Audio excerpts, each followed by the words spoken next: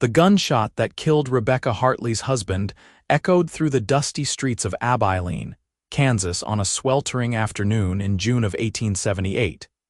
And though 3 years had passed since that terrible day, she still heard it in her nightmares. She stood now at the window of her modest boarding house room in the town of Redemption Springs, Montana Territory, watching the autumn wind of 1881 sweep golden leaves down the main street, her hand pressed against the cool glass as if it might anchor her to something solid in a world that had proven treacherous.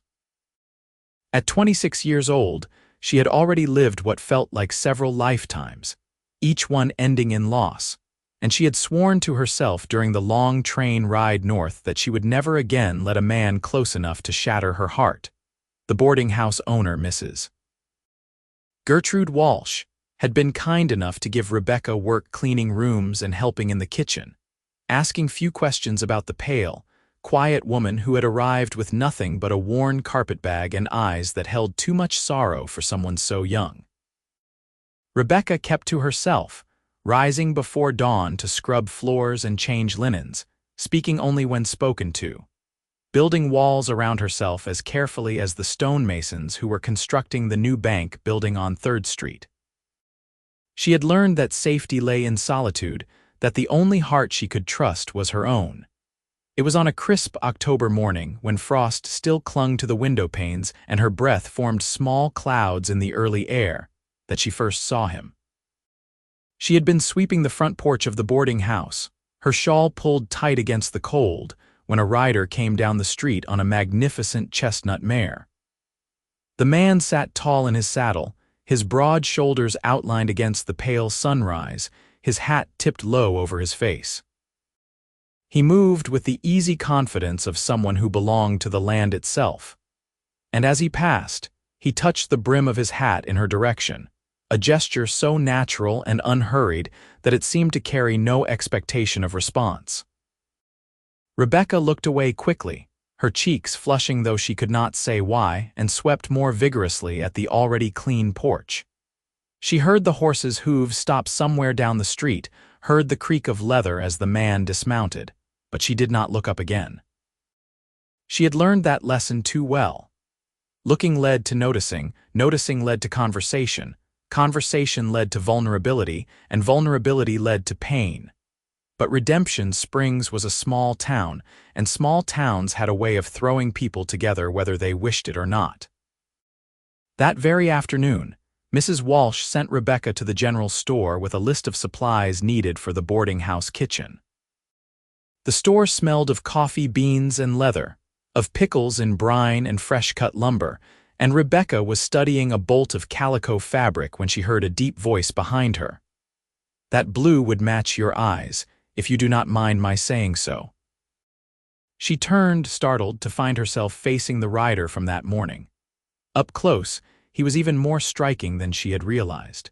He stood well over 6 feet tall, with sun-bronzed skin and dark hair that curled slightly at his collar. His eyes were a warm brown, like honey held up to sunlight, and they crinkled at the corners as if he smiled often. He wore the practical clothing of a working cattleman, his shirt clean but faded from many washings, his boots scuffed but well-maintained.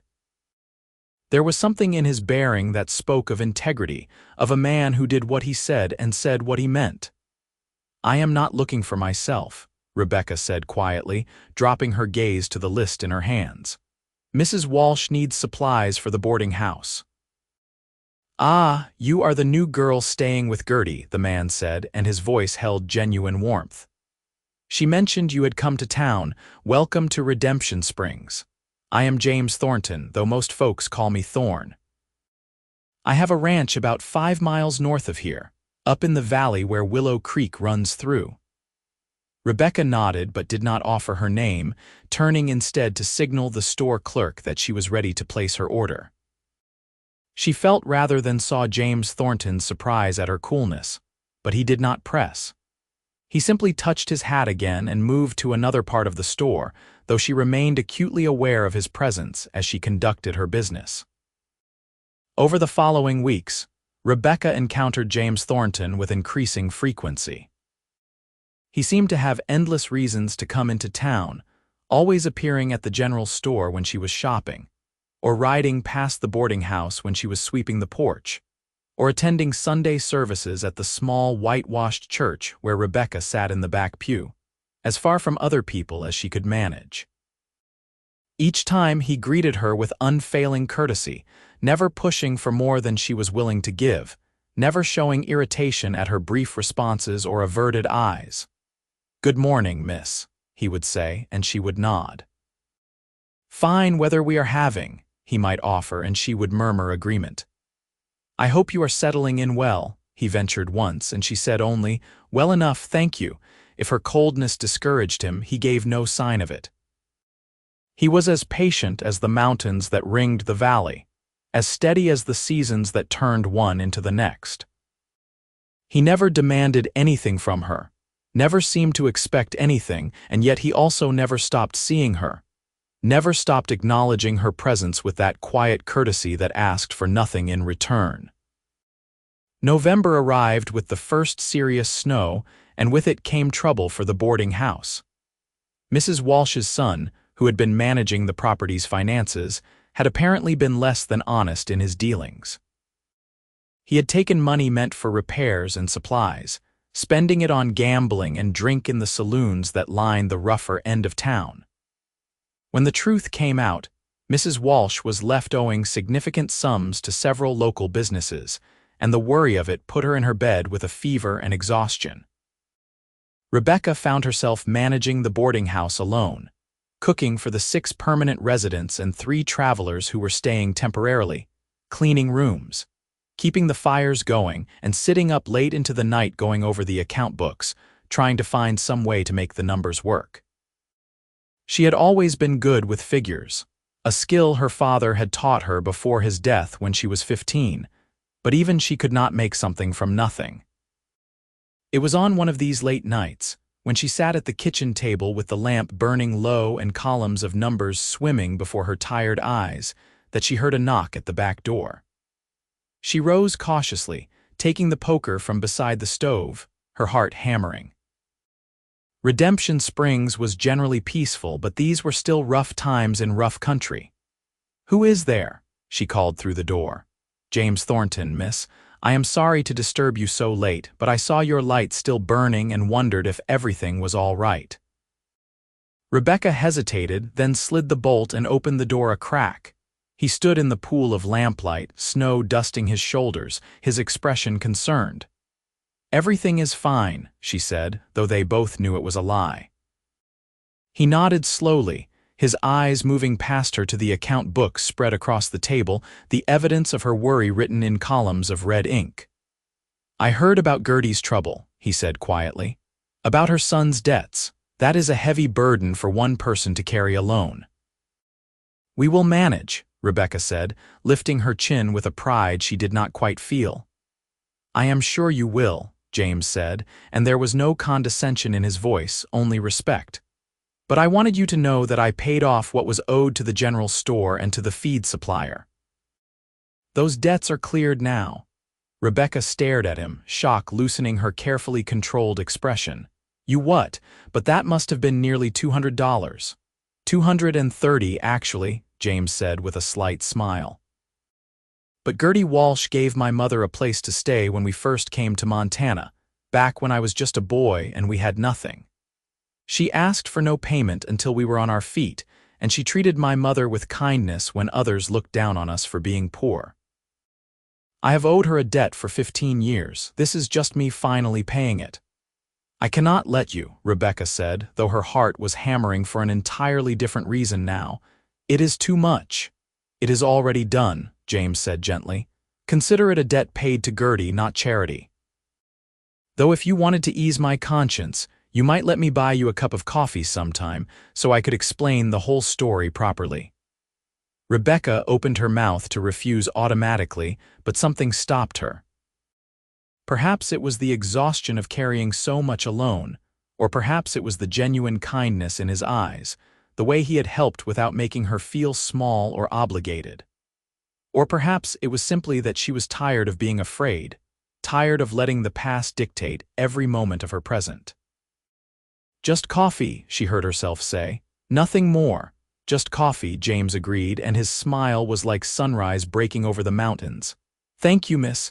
I am sorry, but I have never actually heard your name. Rebecca, she said softly. Rebecca Hartley.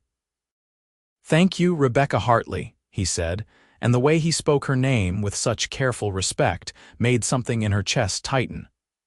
I will bid you good night now. Please give my regards to Gertie and tell her not to worry about those debts.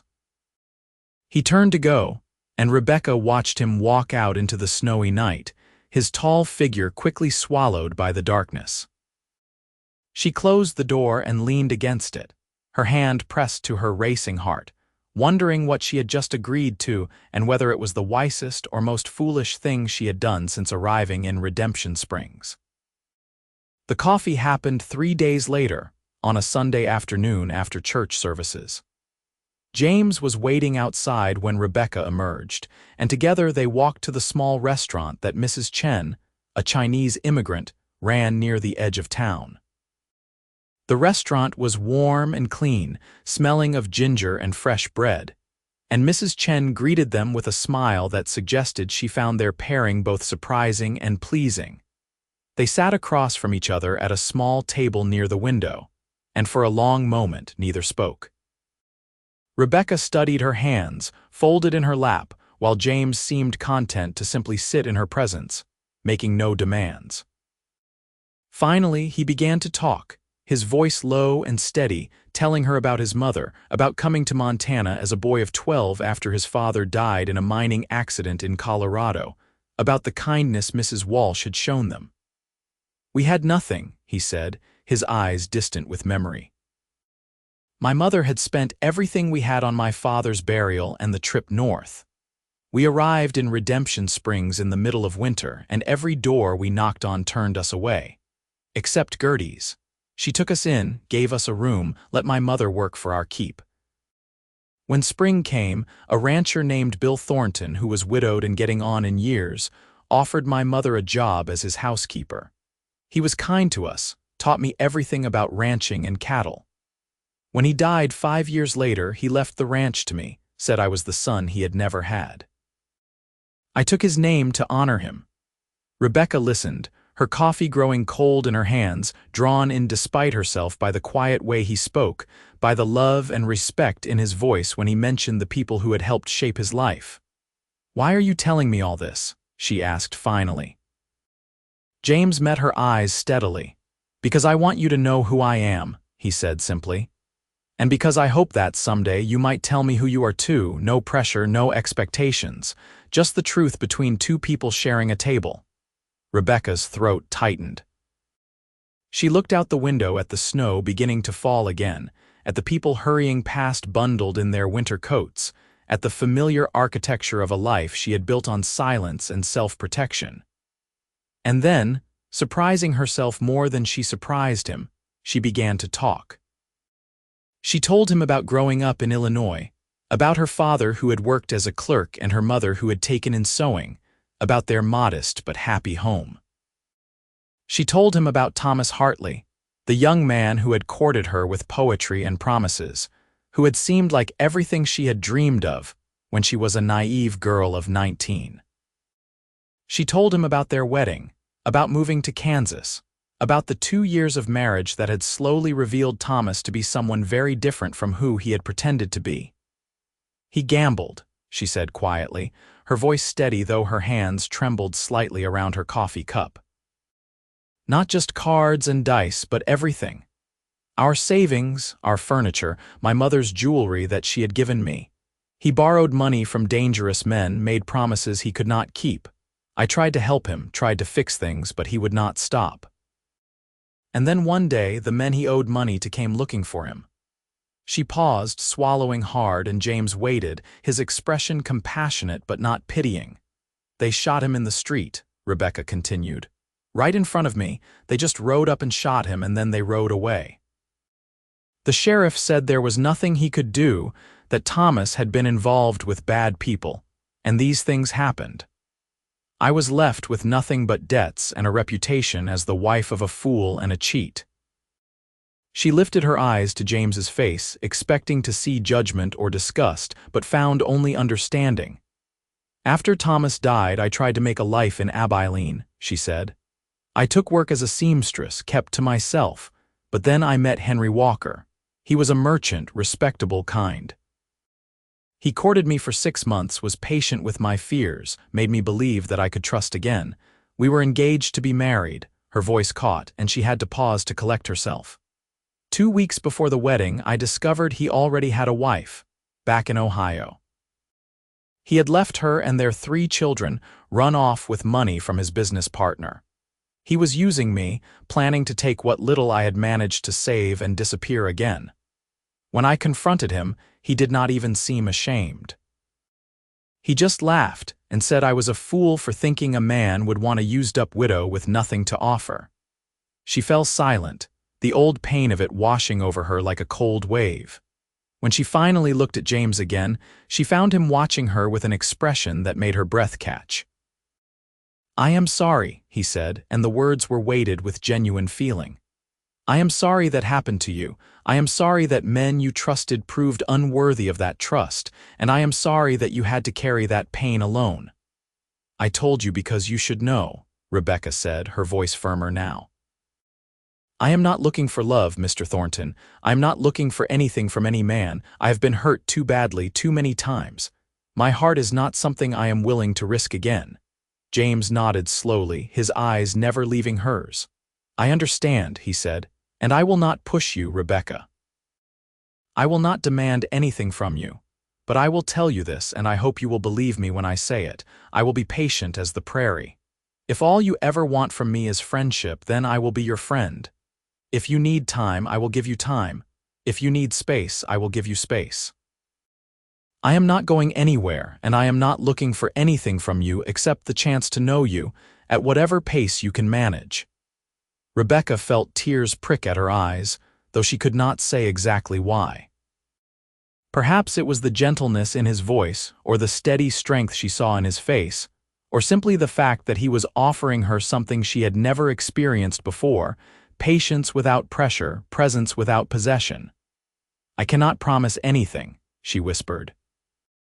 "I am not asking for promises," James said. "I am only asking if I can see you again, maybe another coffee or a walk when the weather clears. Just time spent in your company, nothing more." Rebecca drew a shaky breath, torn between the part of her that wanted to run to protect herself and the part of her that was so desperately tired of being alone with her fear and her pain. "All right," she said finally, "but slowly, very slowly." "As slow as you need," James promised, and the relief and joy in his eyes were so genuine that Rebecca felt some of the ice around her heart begin, ever so slightly, to crack. The winter of 1881 moved into 1882 with heavy snows that blanketed Redemption Springs in white silence, and through it all, James Thornton proved as good as his word. He came to town twice a week, always stopping by the boarding house to check on Mrs. Walsh, who had recovered from her illness but remained fragile, and always asking Rebecca if she would walk with him or share a meal. She said yes more often than she said no, surprising herself with each acceptance. Their courtship, if it could be called that, was unlike anything Rebecca had experienced before. James never tried to steal a kiss or hold her hand. He never spoke words of love or pressed her for declarations. He simply showed up, steady as the sunrise, and shared his life with her in small, careful increments. He told her about his ranch, about the 40 head of cattle he was trying to build into a larger herd, about the challenges of harsh winters and market prices. He asked about her life, listened when she spoke, remembered small details she mentioned in passing.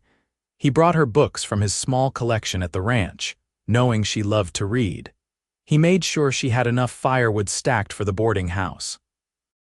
When a difficult guest became rude and aggressive, James happened to be there and quietly, without violence, convinced the man to pack his things and leave. He never made her feel obligated, never kept score, never seemed to expect anything in return for his kindness. And slowly, so slowly she almost did not notice it happening, Rebecca began to relax in his presence.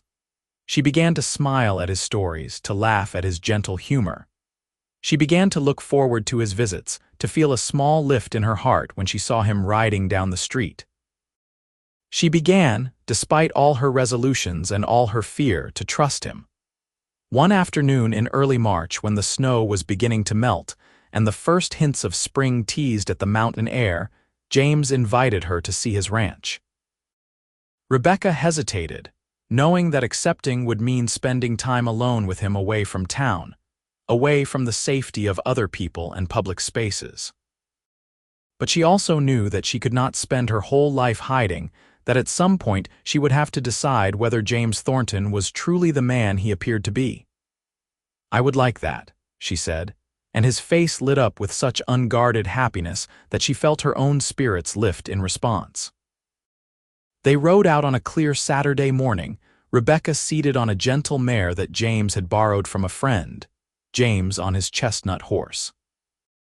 The ride took them through rolling hills still patched with snow, past stands of pine and aspen beginning to bud with new life, following the curve of Willow Creek as it tumbled over rocks and fallen logs. The air was crisp and clean, tasting of pine sap and cold water, and Rebecca found herself breathing deeply, feeling something in her chest expand and loosen. The ranch, when they reached it, was modest but well-kept. The house was a simple cabin built of logs, with a stone chimney and a wide front porch. The barn was sturdy and clean, the fences mended, the small corral empty now but ready for the horses. Everything spoke of a man who took pride in his work, who built things to last. "It is not much," James said, a hint of nervousness in his voice that Rebecca had not heard before. "But it is mine, built with my own hands mostly, and it is home." "It is beautiful," Rebecca said honestly, taking in the view of the valley spread below them, the mountains rising purple and white in the distance, the creek sparkling in the afternoon sun. "It is peaceful." James smiled, clearly pleased. He showed her around the property, pointing out where he planned to expand the barn, where he hoped to build a larger house someday if his herd continued to grow. He introduced her to his cattle, scattered across the winter pasture, and to his 2 dogs, who greeted her with enthusiastic tail wagging. He made coffee on the small stove in his cabin, and they sat on the porch as the sun began to sink, watching the sky turn gold and pink and purple. "Why me?" Rebecca asked suddenly, the question that had been building in her for months finally breaking free. "You could court any woman in town. Mary Sullivan at the general store, she is pretty and available. Sarah Thompson, the teacher, she is educated and kind. Why waste your time on someone who has made it clear she has nothing to offer you?" James was quiet for a long moment, his eyes on the distant mountains. When he spoke, his voice was thoughtful and serious. "You remember that first morning when I rode past the boarding house and you were sweeping the porch?" he asked. Rebecca nodded, surprised he remembered so specific a moment. "You looked up at me for just a second before you looked away," James said. "And in that second, I saw something in your eyes that I recognized. Pain, yes, but also strength. The kind of strength that comes from surviving things that should have broken you. The kind of strength that keeps going even when it would be easier to give up. My mother had that same look, after my father died and we had nothing. And I thought to myself, there is a woman who has been through fire and come out the other side still standing." He turned to look at her directly, his brown eyes serious and warm. "I am not interested in pretty or available," he said quietly. "I am interested in real. I am interested in someone who knows what pain is and chooses kindness anyway, who knows what loss is and still gets up every morning and does the work that needs doing. I am interested in you, Rebecca Hartley, not because of what you can offer me, but because of who you are. And I will wait as long as it takes for you to see yourself the way I see you." Rebecca felt tears slip down her cheeks before she could stop them. She turned away, embarrassed, but James gently reached out and took her hand.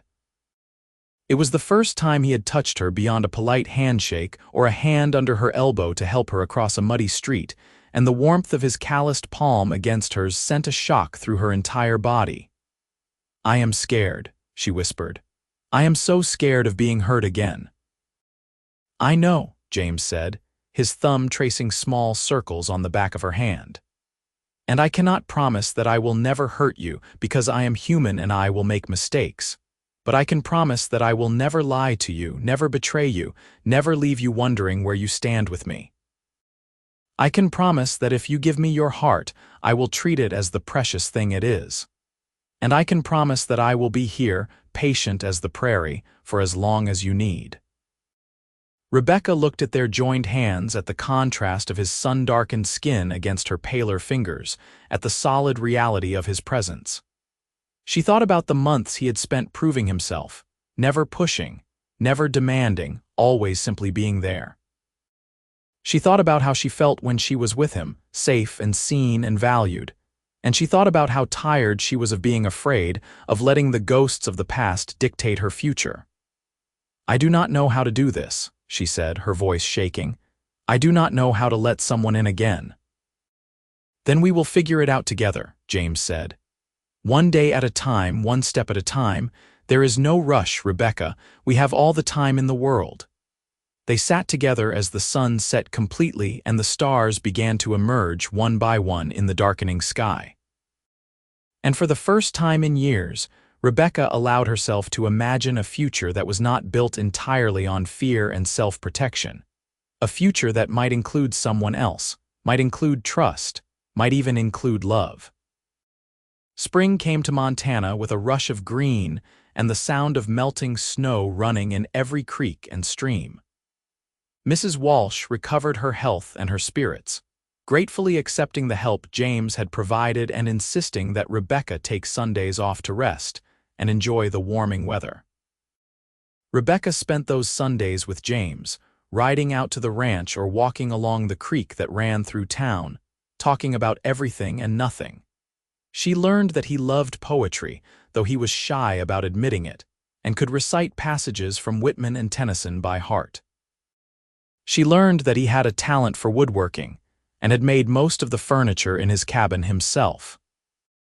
She learned that he sent money every month to a widowed neighbor who was struggling to raise 3 children alone, and that he had taught 2 young boys in town how to ride and rope, asking nothing in return. And in learning these things, in seeing the consistency between who he claimed to be and who he actually was, Rebecca felt the walls she had built around her heart begin to crumble. It was terrifying and liberating all at once, this slow opening of herself to another person, this gradual trust that perhaps not everyone would hurt her, that perhaps some people were exactly who they appeared to be. One Sunday in late April, they were walking along the creek when James stopped suddenly, his hand going to her elbow to stop her as well. He pointed to a spot near the water where a deer stood drinking, a young doe with a coat that gleamed red gold in the afternoon sun. They stood frozen, watching, as the deer raised its head and looked directly at them with liquid dark eyes. For a long moment, the 3 of them remained motionless, suspended in a perfect instant of shared existence. Then the deer turned and bounded away into the trees, and Rebecca released a breath she had not known she was holding. "That was beautiful," she whispered. "Yes," James said, but when she looked at him, he was not looking at where the deer had disappeared. He was looking at her, and the expression on his face made her heart stutter in her chest. "Rebecca," he said, his voice low and serious, "I need to tell you something, and I need you to know that I expect nothing in response. I just need to say it because it is the truth, and I promised I would always be honest with you." Rebecca's pulse quickened, but she nodded for him to continue. "I love you," James said simply. "I have loved you since that first morning when you looked at me with those wary eyes and went right back to sweeping, showing me without words that you were not someone who could be charmed or fooled by a smile. I love your strength and your caution and the way you are kind to Mrs. Walsh even when you are exhausted. I love how you read with your lips moving slightly, and how you always save the best pieces of meat for the boarding house cat even though you pretend you do not like him. I love you, Rebecca Hartley, and I will go on loving you whether you ever love me back or not."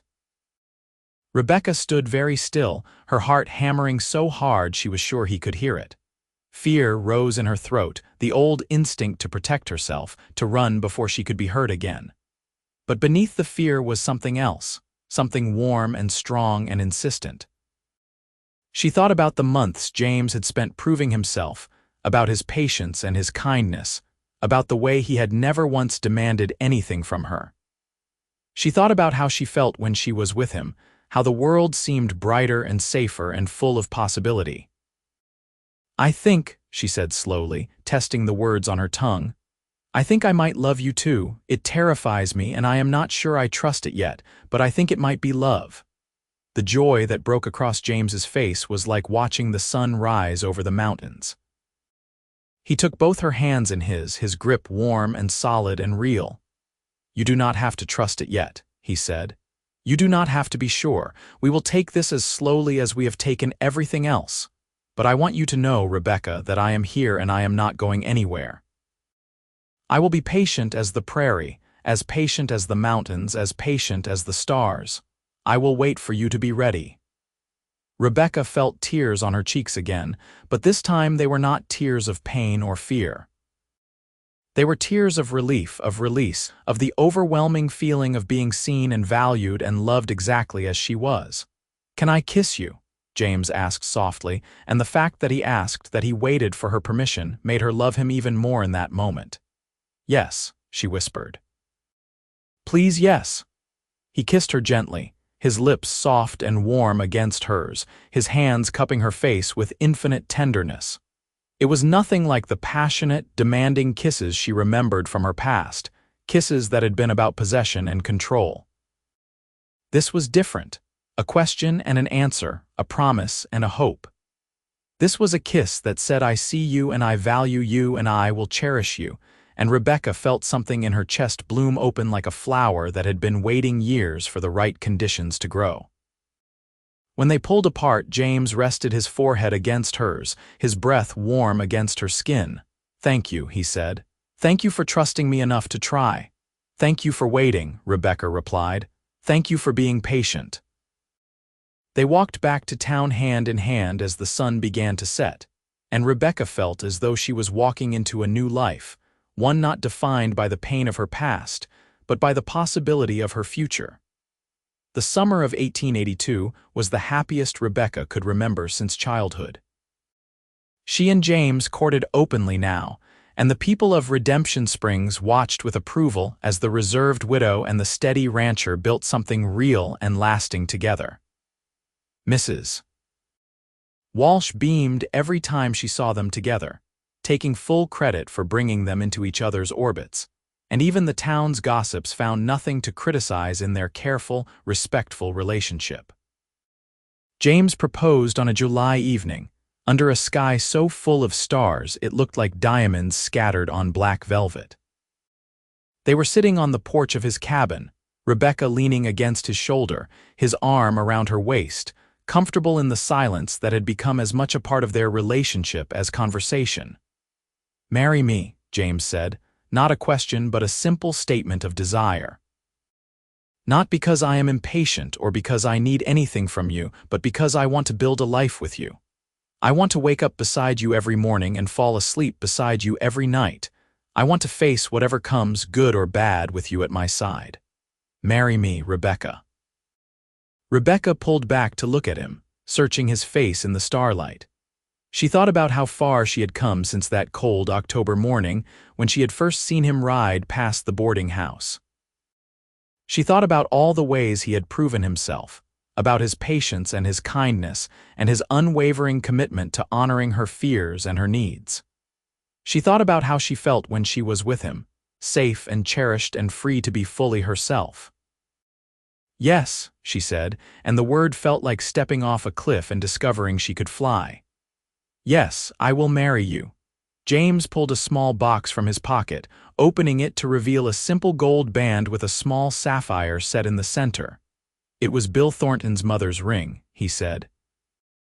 "The only valuable thing his family ever owned. He left it to me and told me to give it to a woman who deserved it. I cannot think of anyone more deserving than you." Rebecca let him slide the ring onto her finger, marveling at how perfectly it fit, as if it had been made for her.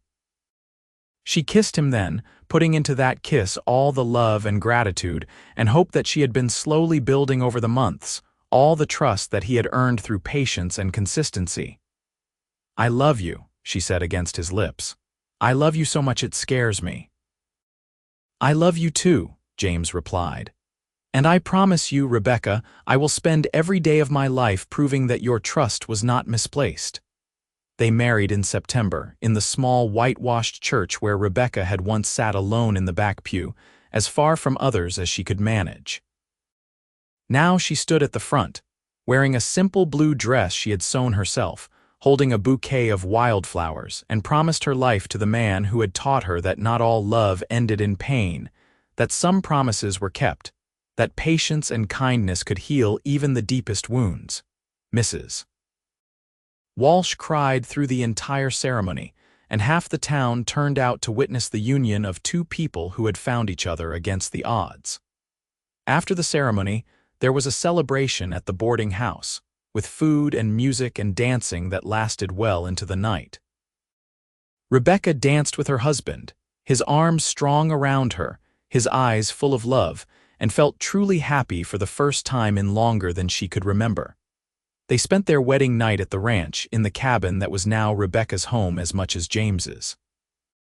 He was gentle and patient with her, letting her set the pace, taking time to learn what brought her pleasure, making her feel treasured and desired and safe all at once. Afterward, lying in his arms with her head on his chest, listening to the steady beat of his heart, Rebecca thought about how miraculous it was that she had found this, that she had been given a second chance at love and happiness. "What are you thinking?" James asked, his fingers trailing lazily through her hair. "I am thinking that I am glad I came to Redemption Springs," Rebecca said. "I am glad I met you. I am glad I let you be patient with me." "I am glad you let me too," James said, kissing the top of her head. "And I will be patient with you every day of our lives together, whenever you need me to be." Life on the ranch was harder than life at the boarding house had been, but Rebecca found she loved it in ways she had not expected. She learned to manage the chickens and the small kitchen garden, to preserve food for the winter, to help James with the endless tasks that came with running a cattle operation. She learned to ride properly, and he gave her the gentle mare she had ridden on that first visit, a horse named Sage with a patient temperament and intelligent eyes. The first winter they spent together was harsh, with storms that buried the ranch in snow and temperatures that dropped so low the water in the basin froze solid overnight. But the cabin was warm and snug, and Rebecca found that facing hardship with someone you loved was entirely different from facing it alone. They spent long evenings by the fire, reading aloud to each other or simply talking, planning for the future, dreaming about the life they would build together. In the spring of 1883, Rebecca discovered she was with child. The news filled her with joy and terror in equal measure.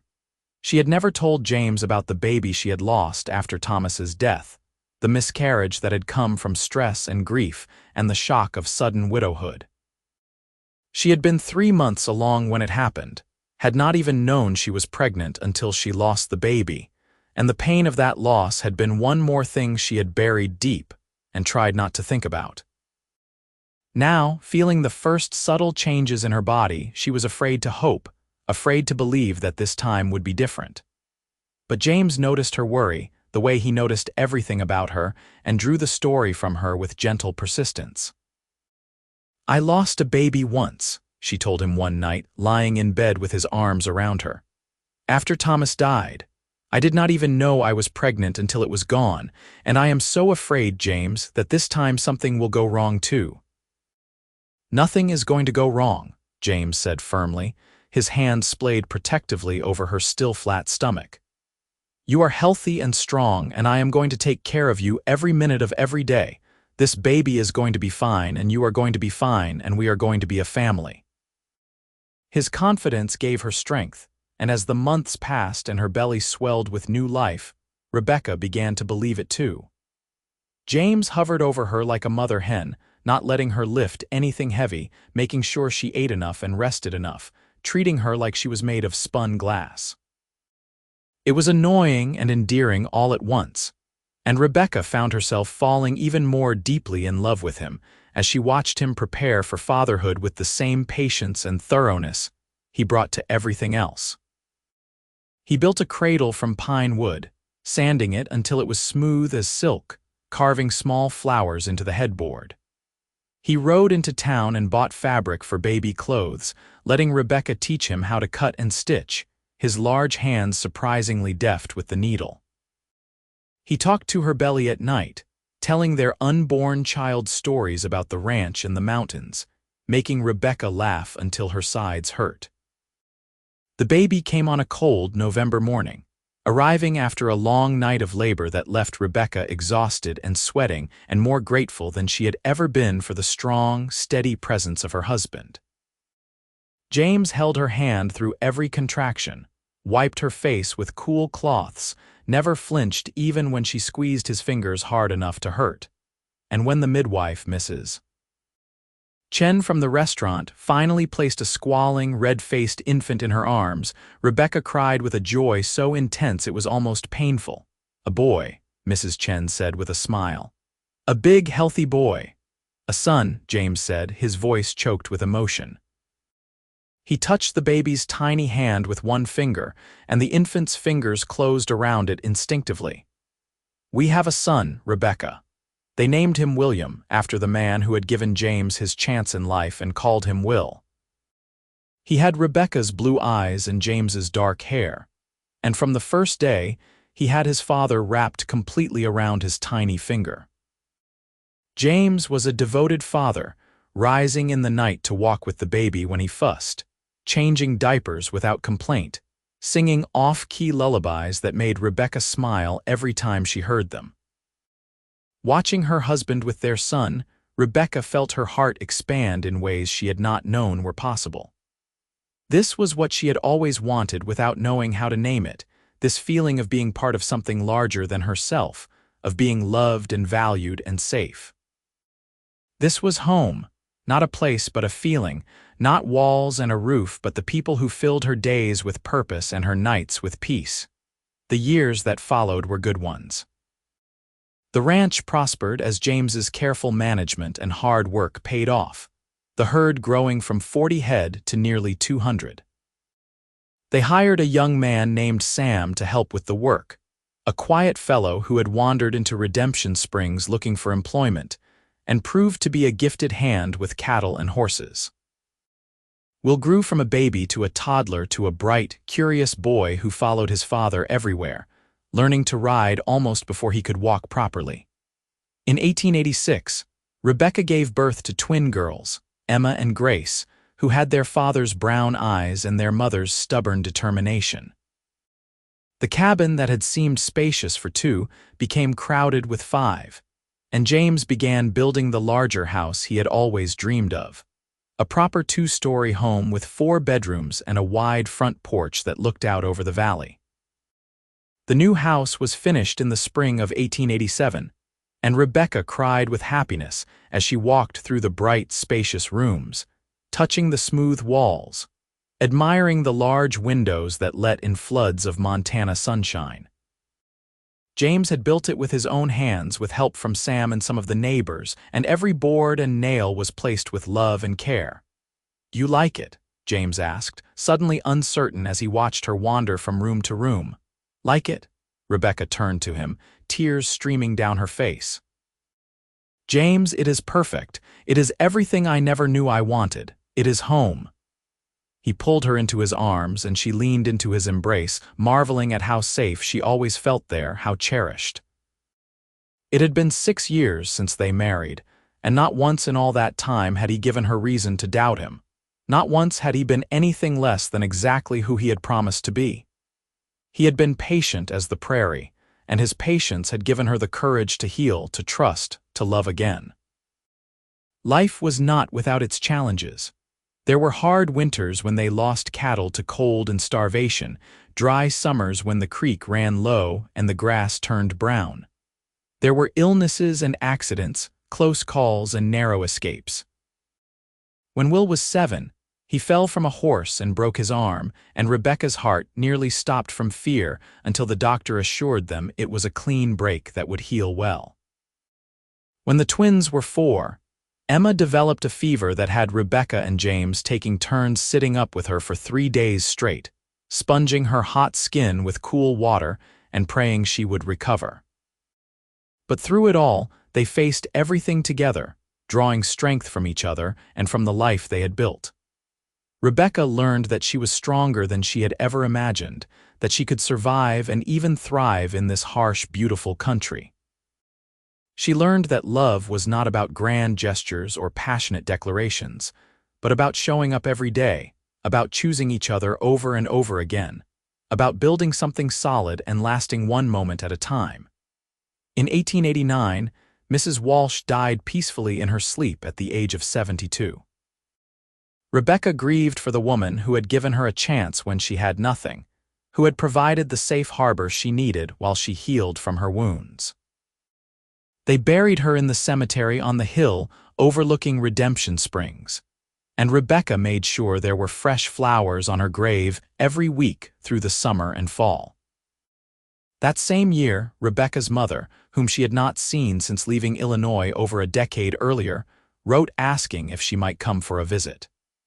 Rebecca's father had passed away 2 years earlier, and her mother was lonely and wanted to meet her grandchildren. Rebecca invited her to come, nervous about seeing her mother after so many years and uncertain how to explain the life she had built in Montana. But when her mother arrived in Redemption Springs on a warm August day, stepping off the train with her carpetbag and her graying hair tucked under a sensible hat, she took one look at Rebecca's face and pulled her into a fierce embrace. "You are happy," her mother said, holding her at arm's length and studying her with sharp eyes that missed nothing. "You are truly happy." "I am," Rebecca said, tears prickling her eyes. "I did not think I would ever be able to say that, but I am." Her mother stayed for 3 months, helping with the children and the household work, getting to know James and thoroughly approving of him. On the day before she left to return to Illinois, she pulled Rebecca aside and took her hands. "I am so proud of you," she said. "I am proud that you survived what you survived, and I am proud that you had the courage to try again. You have built a good life here, Rebecca, with a good man. Hold on to it and be grateful for it every day." "I am grateful," Rebecca said. "Every single day I am grateful." The turn of the decade brought changes to Redemption Springs and to the West as a whole. The wild frontier of Rebecca's youth was slowly giving way to something more settled and civilized. The railroad expanded, bringing more people and more goods. Electricity came to the larger towns, though it would be years before it reached the outlying ranches. Telephones became common in businesses, and automobiles began to appear on the streets, strange horseless contraptions that frightened the cattle and fascinated the children. Will grew into a serious, hard-working boy who loved the ranch and the animals, who could rope and ride as well as any grown man by the time he was 12. Emma and Grace were inseparable, finishing each other's sentences and getting into mischief with equal enthusiasm. In 1893, Rebecca gave birth to another son, whom they named Thomas. And this time the name carried no pain, only a quiet acknowledgement of the past and a celebration of the future. James aged well, his hair graying at the temples, his face lined from years of sun and wind, but his eyes still warm and kind when he looked at her, his hands still gentle when he touched her. He was respected in the community, known as a fair man and a good neighbor, someone who could be counted on in times of trouble. He served on the town council and helped organize the building of a new school. He taught Will and Emma and Grace and young Thomas about the land and the animals, about integrity and hard work, about being true to your word. And through it all, he loved Rebecca with the same steady, patient devotion he had shown from the beginning. He still brought her coffee in the morning and kissed her forehead before he left for the day's work. He still asked about her thoughts and listened when she spoke. He still held her at night and told her he loved her, and every single time it felt as true and as precious as the first time he had said it. On their 20th wedding anniversary in 1902, they took a trip to Yellowstone, leaving the children with Sam and his wife, Maria, whom he had married 3 years earlier. It was the first time they had been truly alone together in years, and they spent a week exploring the wonders of the park, marveling at the geysers and hot springs, hiking through forests that seemed primeval in their wildness. One evening, sitting beside a lake that reflected the mountains like a perfect mirror, Rebecca turned to James and took his hand. "Thank you," she said. "For what?" James asked, smiling at her in the golden light of sunset. "For being patient," Rebecca said. "For not giving up on me when I was too scared to believe in love. For showing me that not all men are the same, that some promises are kept. For giving me this life, this family, this happiness that I never thought I would have." James brought her hand to his lips, kissing her knuckles gently. "You do not need to thank me," he said. "Loving you has been the greatest privilege of my life. Being patient was easy because you were worth waiting for, and building this life with you has made me happier than I ever dreamed I could be." "I love you," Rebecca said, the words as easy now as breathing, no longer weighted with fear or doubt. "I love you too," James said. "Today, tomorrow, and every day after that." They sat together as the sun set over the lake, over the mountains, over the vast, beautiful, wild country that had brought them together and given them a home. And Rebecca thought about the young widow who had arrived in Redemption Springs 21 years earlier, broken and afraid, and how that woman had been transformed by the patient love of a good man into someone strong and whole and deeply content. The years continued to pass, bringing joys and sorrows as all years do. Will married a teacher from town named Catherine, a sensible girl with a warm laugh who loved the ranch as much as he did. They built a house on the eastern edge of James and Rebecca's property and started their own herd, beginning the process of expanding the family holdings into a true cattle empire. Emma became a nurse, training in Denver and returning to work at the new hospital in Redemption Springs. Grace married a lawyer and moved to Helena, though she visited often and wrote letters every week. Young Thomas showed an aptitude for business and numbers, and when he was 18, he took over managing the ranch's finances, freeing James to focus on the actual cattle work he loved.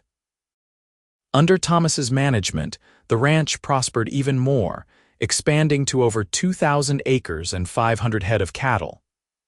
The Thornton name became synonymous with quality beef throughout Montana and beyond. In 1910, Rebecca and James became grandparents for the first time when Will and Catherine had a daughter they named Rebecca Rose. Holding her tiny namesake in her arms, Rebecca was overwhelmed with the miracle of it all, the way life circled and renewed itself, the way love expanded to encompass each new generation. She thought about how close she had come to missing all of this, how easily she could have remained locked in her fear and pain, never taking the chance to trust again. "What are you thinking?" James asked, watching her with their granddaughter. "I am thinking about how grateful I am," Rebecca said. "How different my life could have been if I had not come to Redemption Springs, if you had not been patient with me, if I had not found the courage to try again." "I am grateful too," James said, his arm around her shoulders as they both gazed at the sleeping baby. "Grateful for every day we have had together and for all the days still to come." More grandchildren followed, a whole rowdy collection of them that filled the big house with noise and laughter whenever they visited. Rebecca and James delighted in them all, indulging them in ways they had sometimes been too busy or too strict to indulge their own children. They took the grandchildren on rides through the valley, taught them to fish in the creek, told them stories about the old days when Montana was still wild and dangerous. The world changed around them at a dizzying pace. Automobiles became common, then almost universal. Airplanes appeared in the sky, astonishing everyone who remembered when the fastest way to travel had been by horse. The Great War came and went, taking some of Redemption Springs' young men with it, but sparing the Thornton family directly. Women gained the right to vote, and Rebecca cast her ballot in the 1920 election with pride and emotion, thinking about all the women who had fought for that right. Through it all, Rebecca and James remained the center of their growing family, the foundation on which everything else was built. They aged together, their bodies slowing but their minds and spirits remaining sharp. James's hair went completely white, and Rebecca's face grew lined, but when they looked at each other, they still saw the people they had been when they first met, still felt the same essential connection that had drawn them together. On their 40th wedding anniversary in 1922, their children and grandchildren organized a celebration at the ranch. Nearly 100 people came, filling the house and spilling out onto the lawn, eating and drinking and dancing to music from a phonograph. Speeches were made, toasting James and Rebecca's enduring love, their commitment to family and community, the example they had set for everyone who knew them. When it was finally quiet again and everyone had gone home, Rebecca and James sat together on the porch swing he had built years ago, rocking gently in the summer darkness. The stars were brilliant overhead, the same stars that had witnessed their first kiss, their wedding, every major moment of their life together. 40 years, Rebecca said wonderingly. It seems like forever and like no time at all. Best 40 years of my life, James said, his arm around her shoulders, her head resting against his chest. And I would do it all again, exactly the same, just to end up here with you. Even the waiting, Rebecca asked. Even those first months when I was so difficult and afraid. Especially the waiting, James said firmly. The waiting taught me about you, about your strength and your courage. The waiting made everything that came after that much sweeter. I told you I would be patient as the prairie, and I meant it. I would have waited twice as long if that is what you needed. Rebecca tilted her head up to kiss him, this man who had changed her life, who had taught her that love could be gentle and safe and enduring. His lips were soft against hers, the kiss sweet and familiar, carrying 40 years of shared history of trust built one day at a time. I love you, James Thornton, she said, today and forever. I love you too, Rebecca Thornton, he replied, my beautiful, brave, remarkable wife. They sat together long into the night, two people who had found each other against the odds, who had built something lasting and true, who had proven that patience and kindness could heal even the deepest wounds. And as the stars wheeled overhead in their eternal dance, Rebecca thought about the frightened widow who had arrived in Redemption Springs so many years ago, and she sent a silent prayer of thanks to whatever force had brought her to this place, to this man, to this life that was more beautiful than anything she had ever dared to dream. James died peacefully in his sleep on a cold January morning in 1925, at the age of 74.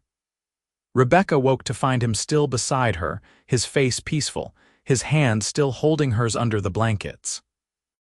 The shock of it nearly broke her, this sudden absence of the man who had been her constant companion for over 40 years. But even in her grief, she could not regret a single moment they had shared, could not wish things had been different.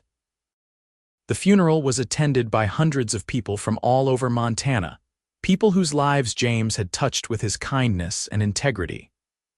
Will spoke about his father's example, about the way he had taught by doing rather than by preaching, about his unwavering love for his family and his land. Emma and Grace cried openly, holding each other for comfort. Young Thomas, now a respected businessman in his own right, spoke about his father's patience and wisdom, and Rebecca stood at the graveside, her grandchildren and great-grandchildren around her, and said goodbye to the love of her life. She placed a single wildflower on his coffin, the same kind of flower she had carried in her wedding bouquet 43 years earlier, and whispered the words that had sustained them through decades of life together. Thank you for being patient. Thank you for loving me. Thank you for everything. Rebecca lived another 12 years after James's death, surrounded by family, active in the community, still vital and engaged with life despite her advanced age. She spent her days helping to care for great-grandchildren, working in her garden, reading voraciously, and writing down the story of her life so that future generations would know about the man who had saved her with his patience and his love.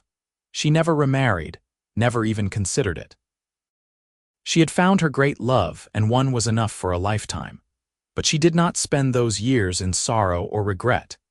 Instead, she honored James's memory by living fully, by embracing each day, by continuing to love and be loved by the family they had created together.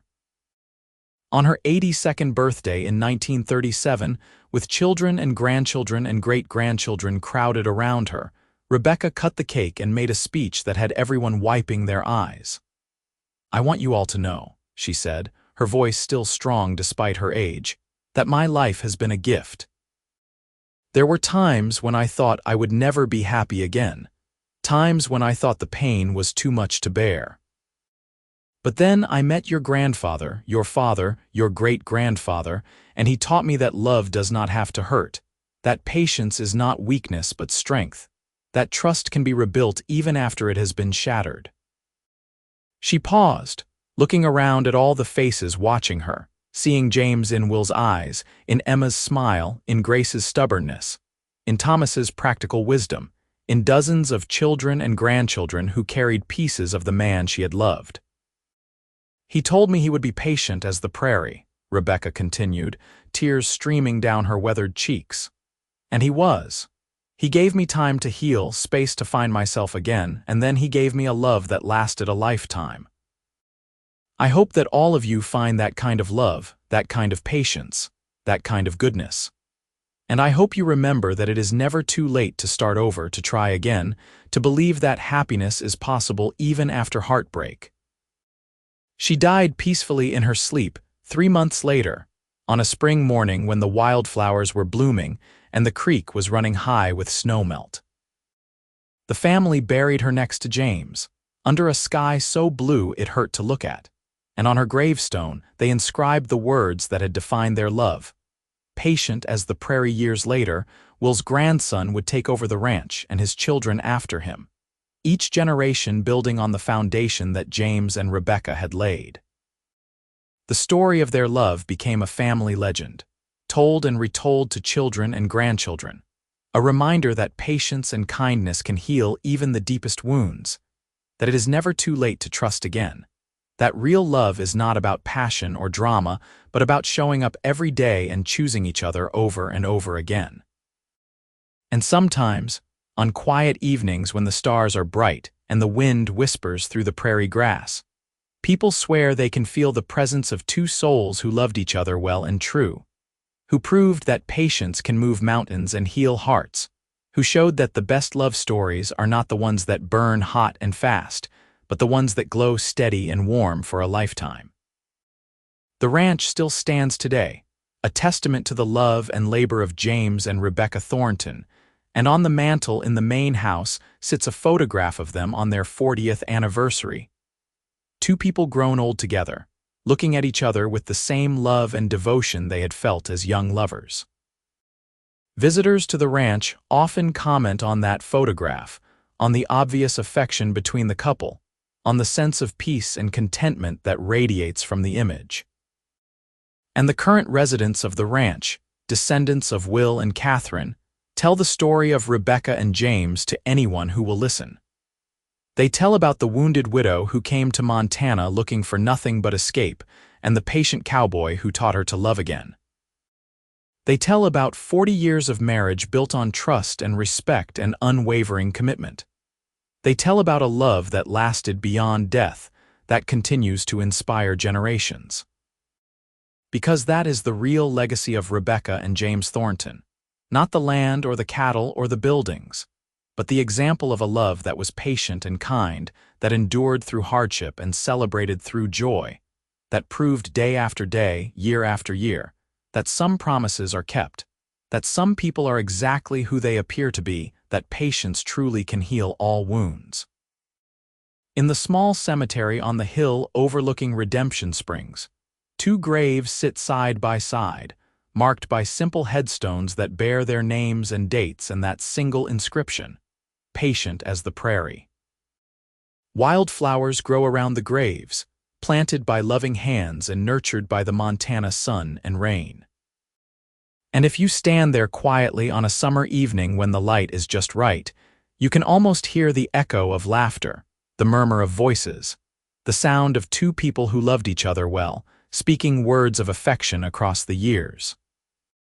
That is how love stories should end, not with drama or tragedy but with peace and fulfillment, with lives well lived and promises well kept, with generations that follow blessed by the example of those who came before. Rebecca and James Thornton gave that gift to their family and to everyone who knew them, the gift of showing what real love looks like when it is built on patience and trust, when it is nurtured through good times and bad, when it is honored as the precious thing it is. And so their story lives on, a beacon of hope for anyone who has been hurt by love, for anyone who fears they might never trust again, for anyone who wonders if patience and kindness still matter in a fast-paced world. The answer, as Rebecca and James proved through their lives together, is yes. Patience matters, kindness matters, trust can be rebuilt, love can heal. And sometimes, if you are very lucky, you will find someone who sees your wounds and your fear and says simply, "I will be patient as the prairie," and then proves it every day for the rest of your life. That is the true story of Rebecca and James Thornton. A love that began with pain and fear, that grew through patience and trust, that flourished into something beautiful and lasting, and that ended only when death separated them, leaving behind a legacy that continues to this day.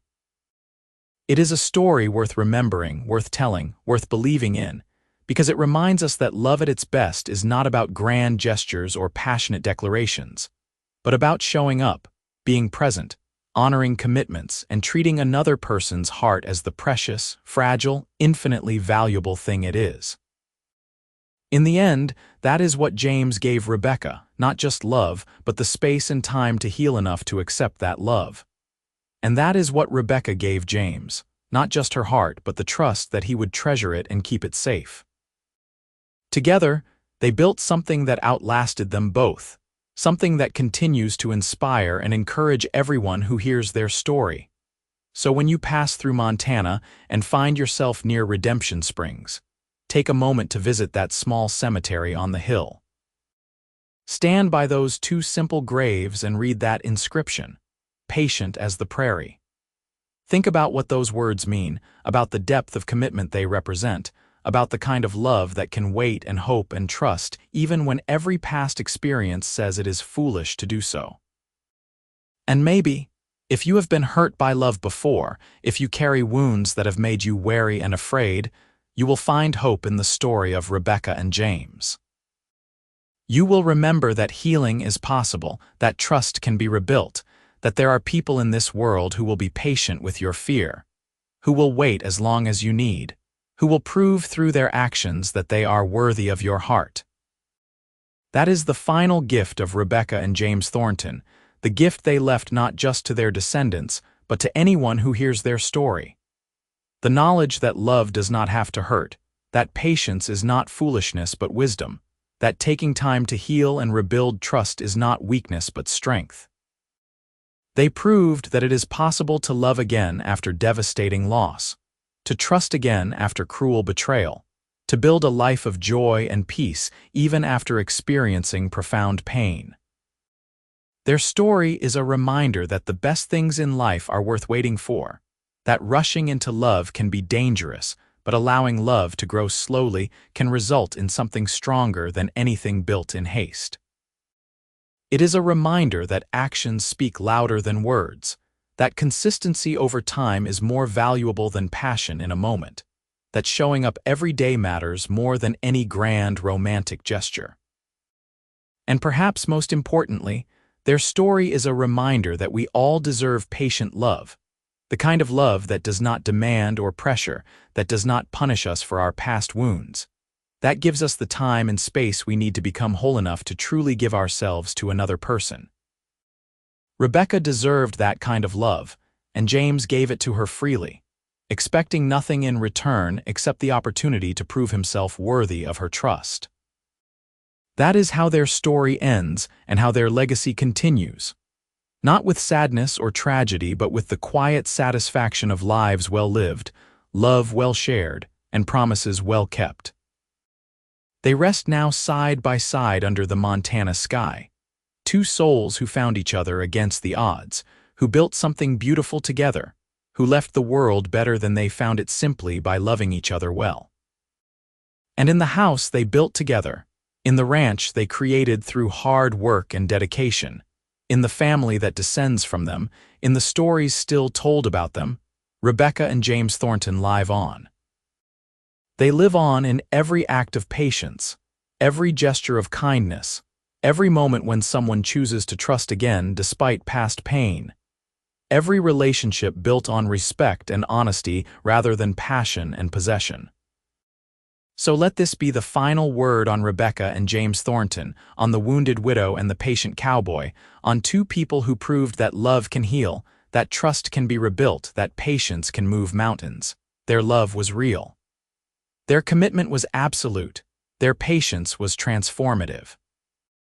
And their legacy is eternal, a light that continues to shine for anyone who needs to believe that happy endings are possible, that good people exist, that love can be gentle and safe and lasting, and that sometimes, if you are brave enough to trust one more time, you might just find the person who will be patient as the prairie, steady as the mountains, and true as the stars above.